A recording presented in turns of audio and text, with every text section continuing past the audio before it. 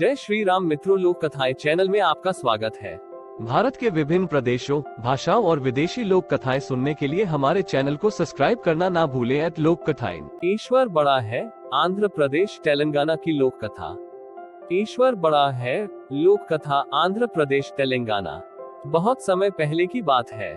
किसी नगर में एक भिखारी रहता था। सुबह होते ही अपना चोगा और कमंडल तैयार करता तथा निकल पड़ता। वह हर दरवाजे पर जाकर एक ही आवाज लगाता, देने वाला श्री भगवान, हम सब हैं उसकी संतान। भिखारी का नाम था कृपाल। उसे जो कुछ भी मिल जाता वह उसी से संतुष्ट हो जाता। उसका एक मित्र जगन्नाथ भी भीख मांगता था। वह दरवाजे पर जाकर हाथ लगाता, देने वाला है महाराज, यही दिलवाएगा भोजन आज।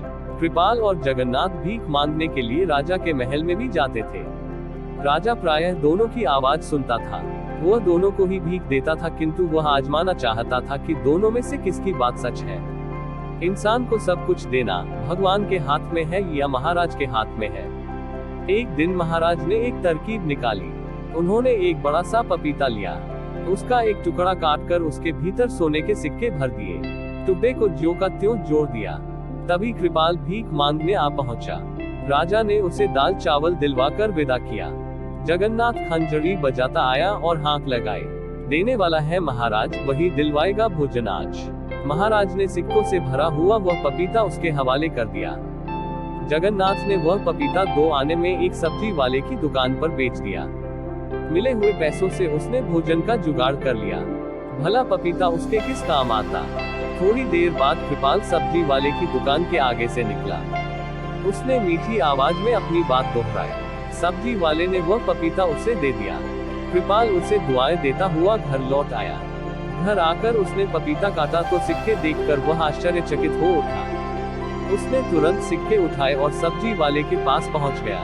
उसके सिक्के देकर कहा, भाई, यह तुम्हारे पपीते में से निकले हैं। इन पैसों से मेरा कोई लेना देना नहीं है। सब्जी वाला भी ईमानदार था। वह बोला, यह पपीता तो मुझे जगन्नाथ बेच गया था, तब तो यह सिक्के भी उसी के हैं। जगन्नाथ ने सिक्के देखकर कहा, ये तो महाराज के हैं। वह पपीता मुझे भीख में वहीं से मिला था। महाराज तीनों व्यक्तियों और सिक्कों को देखकर हैरान हो गए। सारी कहानी सुनकर उन्हें विश्वास हो गया कि इंसान को ईश्वर पर ही विश्वास करना चाहिए, वही सबको देने वाला है। राजा ने तीनों को यथायोग्य उपहार देकर विदा किया।